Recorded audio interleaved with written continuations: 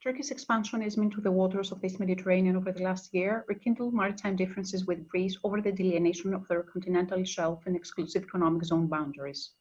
It also surfaced Ankara's tense relations with almost every regional country in the European Union. Turkey has moved from the so-called zero problems with neighbors concept to the practice of problems with almost every single neighbor. This transformational shift is attributed to the Turkish leadership's worldview that Turkey, as a legitimate successor of the Ottoman Empire, should be the focus of re-establishing the Middle East and East Mediterranean regions. To this end, neo-Ottomanism has become the new conceptual framework of Turkish foreign policy, while Turkey consistently adopts gunboat diplomacy in pursuit of its energy and foreign policy goals by employing naval power to imply the threat of war, should its claims not be accepted. In practice, the Turkish strategy aims on the one hand to prevent regional countries from monetizing their energy resources in the East Mediterranean, and on the other hand to expand Turkey's military footprint in northern Syria, northern Iraq, Qatar, Mogadishu, Somalia, and Libya. The Turkey-Libya Memorandum of Understanding of the demarcation of maritime boundaries served as a vehicle of Turkey to deploy its neo-Ottoman strategy, as it allows the carrying of exploration and drilling operations over a maritime area that crosses through the exclusive economic zones of Greece and Egypt, and where the East Mediterranean gas pipeline agreed by Greece, Israel, and Cyprus will have to cross. Turkey and Libya proceeded with the signing of the Memorandum of Understanding that infringes upon the sovereign rights of third states and does not comply with the law of the sea, despite the fact that the two countries have neither overlapping maritime zones nor common boundaries. The Turkey-Libya MOU ignores the presence of islands in this maritime area, including the Greek island of Crete, violating their right to generate maritime zones as stipulated in international law. As Article 121 of the United Nations Convention on the Law of the Sea clearly stipulates, inhabited islands have the same rights to an exclusive economic zone and continental shelf like mainland regions. A representative case that falls in this category is the United Kingdom, an island country that has the fifth largest exclusive economic zone in the world, comprised of exclusive economic zones around the Crown dependencies, British overseas territories, and the United Kingdom itself. It should be noted that the legal memorandum of understanding multiply benefits Turkey. For example, the Libyan government of national accord is expected to prioritize Turkey's participation in post-war reconstruction tenders. Already, in exchange for Turkey's support for the Libyan government of national accord, Libya transferred an $8 billion reserve fund to the Turkish central bank, helping to prop up the beleaguered Turkish economy. And of course, there is evidently a continued affinity between Libya and Turkey, since the government of national accord allegedly shares Erdogan's Muslim Brotherhood orientation. Major powers have criticized the Turkey-Libya MOU, highlighting Turkey's disrespect of international law and good neighborly relations. The United States, through its State Department, voiced concerns over the likelihood of increased tension in the region because of the signed delimitation memorandum, describing it as unhelpful and provocative. Russia, through its foreign ministry, assessed the Turkey-Libya Memorandum of Understanding aggravates the already strained situation in the wider Mediterranean region. A harsher position was adopted by the European Council in consecutive meetings, which concluded that the Turkey-Libya Memorandum of Understanding infringes upon the sovereign rights of third states, does not comply with the law of the sea, the international law of the sea, and cannot produce any legal claims for third states, unequivocally reaffirming support and its solidarity with Greece and Cyprus regarding these actions by Turkey. In an apparent response to the illegal Turkey-Libya Memorandum of Understanding, Greece and Egypt signed an agreement on the partial delimitation of their exclusive economic zones. The agreement demarcates a maritime area that extends from the 26th meridian at the eastern end of the Greek island of Crete to the 28th meridian at the Greek island of Rhodes. The partial delimitation agreement grants 55% of the divided maritime zone to Egypt and 45% to Greece. The agreement is outcome of long-year negotiations and is in accordance with the United Nations Convention on the Law of the Sea, which recognizes all the rights of coastal states in their maritime zones. The agreement disregards the Turkish assertion that Greek islands do not have an exclusive economic zone. In so doing, it assigns to Greece and Egypt waters claimed by Turkey and Libya in their illegal memorandum of understanding. The partial delimitation agreement between Greece and Egypt was ratified by their respective parliaments and thus is in full force, as opposed to the illegal Turkey-Libya memorandum of understanding, But not only has not been ratified by the Libyan parliament based in Tobruk, but also the decision to sign the memorandum with Turkey has not been taken unanimously by the Presidential Council of the Libyan Government of National Accord, as it is stipulated in the United Nations sponsored Libyan political agreement. Turkey employs gunboat diplomacy to pursue its oil and gas exploration drive that expands from west of Cyprus to the southeast of the Greek island of Crete and to the offshore waters of Libya. Since mid-July of this year, Turkey opted to raise tensions with Greece and issued a number of NAVTEXs for the conduct of seismic surveys within Greek maritime waters, followed by the issuance of counter-NAVTEXs from Greece. The Turkish route race seismic survey vessel, accompanied by several Turkish warships, provocatively headed to the South Aegean Sea and in the south of the Greek island of Castellorizo to survey for natural resources over areas which Greece and Cyprus assert jurisdiction in the East Mediterranean.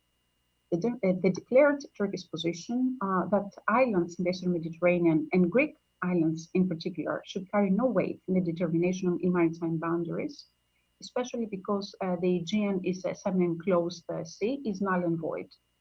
Greece has a total of 3,100 islands, out of which approximately 2,400 are in the Aegean Sea.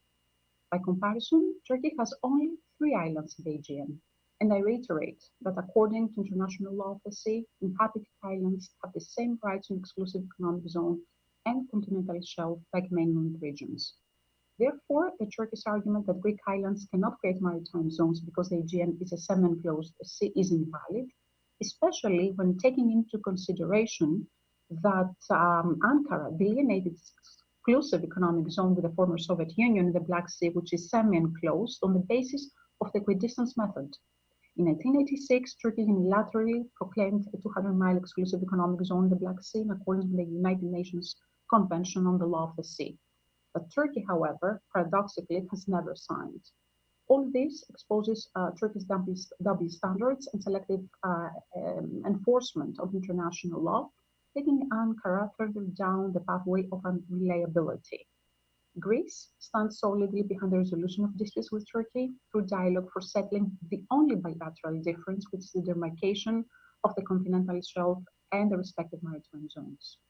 There is no issue regarding the defensive shielding of the Greek Aegean islands that Turkey persistently attempts to include in bilateral dialogue. The reason is that the status of Greek islands in the Eastern Aegean is governed by 3 international treaties.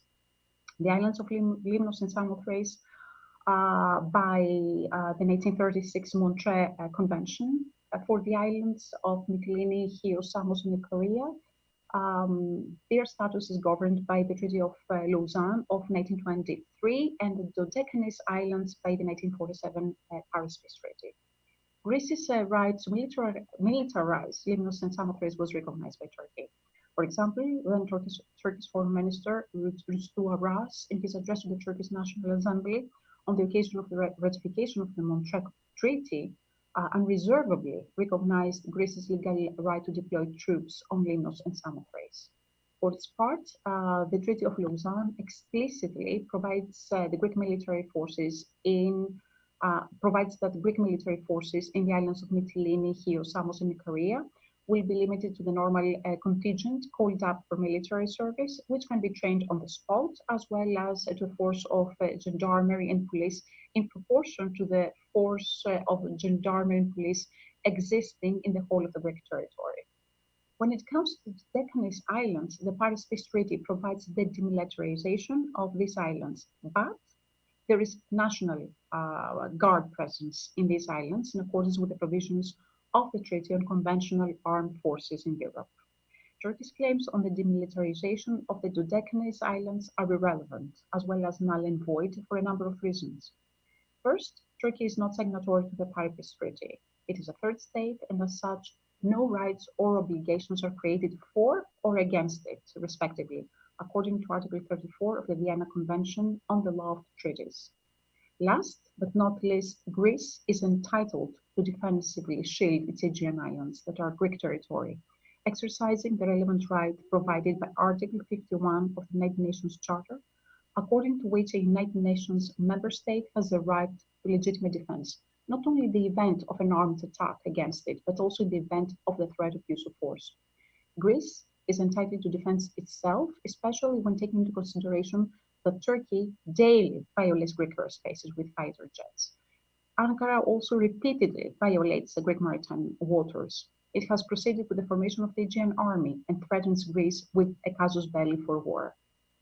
One thing should be crystal clear: that Turkey's accession to the European Union is dependent on settling maritime differences with Greece. In case future Greek-Turkish confidential exploratory talks do not reach a common ground in due time, then the issue of continental shelf should be referred to the International Court of Justice. The International Court of Justice is a leading United Nations judicial entity that can produce binding rulings in disputes between states that have agreed to appeal to it. The International Court of Justice practically has settled differences between states over delimitation of their continental shelf, with most prominent the delimitation of the maritime boundary in the Gulf of Maine in 1981, the demarcation of the Black Sea in 2007, and the North Sea continental shelf cases in 1869. Another avenue for settling maritime differences between Greece and Turkey is arbitration before the Permanent Court of Arbitration. The court facilitates arbitration and dispute resolution between countries over issues including territorial and maritime boundaries.